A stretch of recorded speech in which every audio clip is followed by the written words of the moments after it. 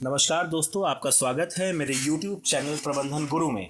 और आज हम लोग बात करेंगे सर्विस मार्केटिंग में STP strategies. STP strategies stand करती हैं segmentation, targeting and positioning strategies के लिए। जब भी कोई कंपनी मार्केट में अपने प्रोडक्ट और सर्विस को लॉन्च करना चाहता है तो उसके लिए सबसे इम्पॉर्टेंट है इन स्ट्रेटजीज को अडॉप्ट करना, क्योंकि आप पूरी मार्केट को कैटर नहीं कर सकते, इसलिए आपको मार्केट का सेगमेंट करना होगा डिफरेंट बेसिस के बेस पे।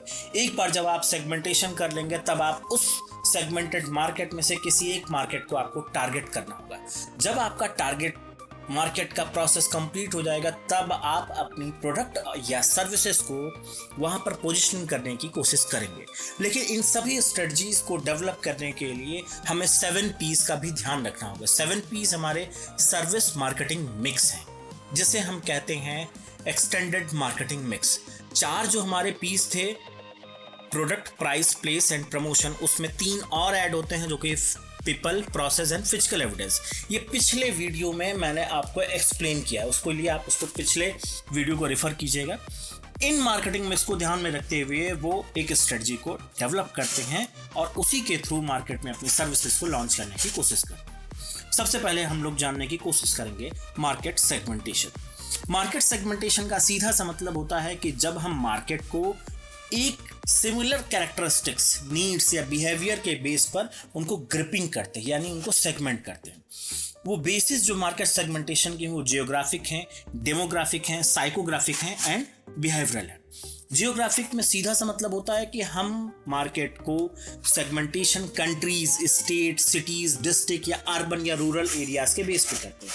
फॉर एग्जाम्पल, इंडिया को अगर मैं जियोग्राफिक सेगमेंटेशन में लेके आता हूं तो उसे मैं लेके जाऊंगा north India, east India, south India and waste India. ये जियोग्राफिक बेस पर हमने क्या किया, एक कंट्री का सेगमेंटेशन किया। नेक्स्ट हमारा जो पॉइंट आता है वो है डेमोग्राफिक सेगमेंटेशन। डेमोग्राफिक सेगमेंटेशन हम करते हैं पर्सनल स्टैटिस्टिक्स, यानी कि पर्सनल डेटा की बेस पर, यानी कि एज फैक्टर ले लिया। अगर हमें एज फैक्टर की बात हम करते हैं तो हमने अंडर 20 के ऊपर फोकस किया था। क्या मैंने एज के बेस पर फोकस किया। जेंडर यानी मेल या फीमेल, फैमिली की साइज क्या है, इनकम लेवल क्या है, ऑक्यूपेशन क्या है, एजुकेशन, रिलीजन, नेशनलिटी, इन सारे फैक्टर्स के बेस पर हम मार्केट का सेगमेंटेशन करते हैं। फिर हमारा आता है third one, that is psychographic segmentation. इसमें हम ये जानने की कोशिश करते हैं कि कस्टमर की वो कौन से पर्सनल कैरेक्टरिस्टिक्स हैं जो उसके परचेज इंटेंशन या परचेज डिसीजंस को इन्फ्लुएंस करते हैं। जैसे कि लाइफ स्टाइल और पर्सनालिटी, कस्टमर का बिहेवियर कैसा है मार्केट में, उसकी ओपिनियन क्या है, उसके इंटरेस्ट क्या है। पर्सनालिटी की बात करते हैं तो पर्सनालिटी में कस्टमर इंट्रोवर्ट है या एक्सट्रोवर्ट है।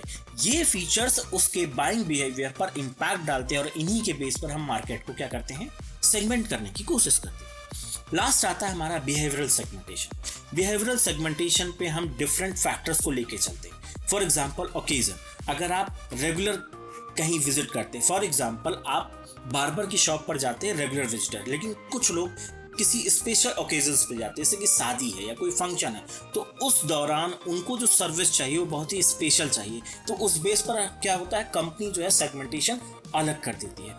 लॉयल्टी स्टेटस, आप बहुत ही हार्ड कोर उसके लॉयल हैं या सॉफ्ट हैं या स्विचर्स है। स्विचर्स मतलब क्या है, बहुत ही जल्दी एक ब्रांड से दूसरे ब्रांड पे आप शिफ्ट कर जाते हैं। इन सारे बेसिस पे हम मार्केट को सेगमेंट करते हैं, दैट इज बिहेवियरल सेगमेंटेशन। ये एक इमेज है जहां पर आप देख रहे हैं कि कौन कौन से बेसिस हैं, जियोग्राफिक, डेमोग्राफिक, साइकोग्राफिक और behavioural. Now come to the second most important strategy, that is target market. Targeting बहुत ही इंपॉर्टेंट है। जब STP में आपने मार्केट को सेगमेंट कर दिया तो सेगमेंटेड मार्केट में किसी एक मार्केट को आपको टारगेट करना होगा जिसे एक्चुअल में आप सर्व करना चाहते हैं, और ये कंप्लीट प्रोसेस टारगेटिंग कहलाती है। टारगेटिंग करने के जो बेसिस हैं वो उसी तरीके से हैं, जैसे कि क्या एज फोकस करना चाहते हैं आप, मेल या फीमेल पे, किस इंटरेस्ट पे, जियोग्राफिक लोकेशंस क्या है, नीड क्या है, ऑक्यूपेशन, वैरायटी ऑफ फैक्टर्स, यानी कि डिपेंड करता है कि कंपनी किस तरीके के सर्विसेज को मार्केट में ऑफर करना चाहती है। नेक्स्ट है कि आखिर टारगेट मार्केट की जरूरत क्यों है। टारगेट मार्केट की ज़रूरत इसलिए है कि अगर हम स्पेशली एक टारगेट मार्केट को आइडेंटिफाई कर लेंगे तो उसे हम ईजिली उनके डिमांड्स को, उनकी नीड्स को कैटर करके और उनको इफेक्टिवली सेटिस्फाई कर सकते हैं। Now coming to the target market strategies. There are 3 target market strategies. The number 1 is the undifferentiated, यानी किसी तरीके का डिफरेंशिएशन नहीं है. नंबर 2 डिफरेंशिएटेड, यानी कि हम मार्केट को डिफरेंशिएट कर रहे हैं. नंबर 3 कंसंट्रेटेड, यानी पूरी मार्केट में किसी एक पर्टिकुलर सेगमेंट पर हम फोकस कर रहे हैं. इसे हम थोड़ा सा डिटेल में समझते हैं. अनडिफरेंशिएटेड मार्केट यानी कि हम मार्केट को कंप्लीटली कैटर करते हैं. इसे हम मास मार्केटिंग भी कहते हैं. फॉर एग्जाम्पल कोका कोला अपने बेवरेज प्रोडक्ट्स को पूरी मार्केट में सर्व करता है. वो किसी भी तरीके का डिफरेंशिएशन नहीं करता, इसीलिए हम इसे अनडिफरेंशिएटेड मार्केट टारगेटिंग कहते हैं. Now come to the differentiated market targeting. इस स्ट्रेटजी में कंपनी स्पेशली कुछ मार्केट्स को आइडेंटिफाई करता है और उन्हीं पर टारगेट करता है. इंडिया में मैकडोनाल्ड ने क्या किया? मैकडोनाल्ड ने अपने आप को बाइफरकेट किया, डिफरेंशिएट किया वेज और नॉन वेज. वो वेज कस्टमर के लिए भी प्रोडक्ट ऑफर करते हैं और नॉन वेज कस्टमर्स के लिए भी प्रोडक्ट ऑफर करते हैं. That is their differentiated market targeting. इस तरीके से वो अपने दोनों कस्टमर को सेटिस्फाई कर पा रहे हैं. Next is the concentrated market targeting. इसका सीधा सा मतलब होता है कि हम एक सुनिश्चित तौर पे एक निश्चित मार्केट पर फोकस करते हैं. इसे हम निके मार्केटिंग स्ट्रेटजी भी कहते हैं.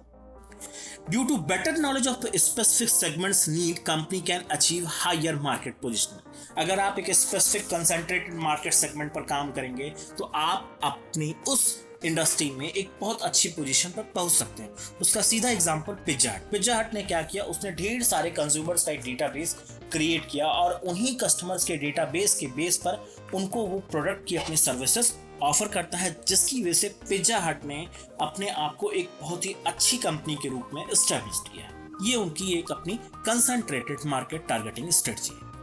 दोस्तों अब हम आएंगे अपने सबसे आखिरी स्ट्रेटजी जो कि है पोजिशनिंग. पोजिशनिंग का सीधा सा मतलब होता है कि आप किस तरीके से किसी भी चीज को कहीं पर पोजीशन कर रहे हैं. फॉर एग्जांपल अगर मैं बात करता हूं ठंडा, मतलब सीधे से आपके दिमाग में आएगा Coca Cola. That is the pure example of what? Positioning. यानी कि कंपनी अपने आप को कस्टमर के माइंड में किस तरीके से एस्टैब्लिश कर रही है. अगर हम बात करते हैं वो एम जो आप देखते हैं मैकडोनाल्ड पे, वो सीधे रिप्रेजेंट करता है किस चीज को? मैकडोनाल्ड का. That is positioning of the company. देखिए पोजिशनिंग की जब हम बात करते हैं तो उसके कुछ बेसिक प्रिंसिपल्स आते हैं. 4 प्रिंसिपल है. पहला है a service firm must position itself in A target segments mind. सबसे पहले कंपनी को अपने आप को क्या करना चाहिए? जो टारगेट मार्केट का सेगमेंट्स है उनके माइंड में अपने आप को पोजीशन करिए. सेकंड क्या है? बहुत ही सिंपल तरीका है कि आपका एक सिंगल फ्रेज आपको आइडेंटिफाई करे कि आप क्या है. अगर मैं बात करता हूं, जैसे कि हम बात करते हैं निरमा अगर हम बात करते तो तुरंत दिमाग में मेरे आ रहा है क्या? Detergent powder. अगर ऐसे में जावेद हबीब की बात करता हूँ, Javed Habib is a very good well known barber expert. वो बहुत ही सेलिब्रिटी टाइप के, तो सीधा उन्हें जावेद हबीब का नाम ही अपने आप में पोजिशनिंग इटसेल्फ है.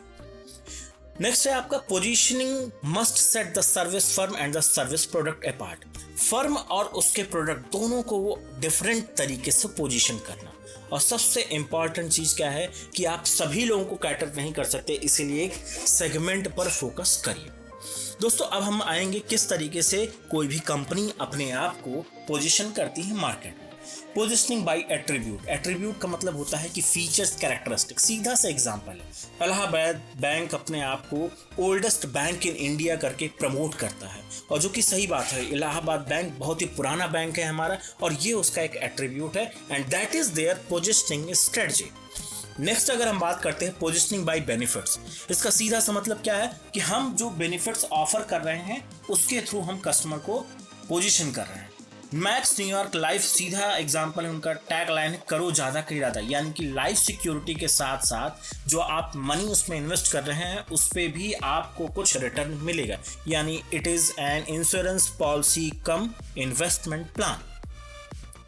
Next is the positioning by users यानी कि जो आपके प्रोडक्ट को यूज़ करते हैं. MTV चैनल हमेशा से अपने आप को यूथ पर फोकस करके उसने अपने आप को प्रमोट किया. हम उसके टीवी शोज की बात करते हैं. MTV Roadies one of the most famous show. Split villa की बात करते हैं. इस तरीके से बहुत से वो प्रोग्राम लेके रहे जो टोटली यूथ पर फोकस्ड हैं. लास्ट में मैं बात करता हूँ positioning by use. Positioning by use में यानी कि आप किसी भी सर्विस को जब यूज करते हैं तो आप उसमें कितना इजी महसूस करते हैं। इसका बेस्ट एग्जांपल है एसबीआई। एसबीआई ने एजुकेशन लोन के सेगमेंट में अपने आप को बहुत ही बेहतर ढंग से पोजीशन कर रखा है, क्योंकि वहां पर आपको एजुकेशन लोन लेने की जो प्रोसेस है बहुत ही ईजी है।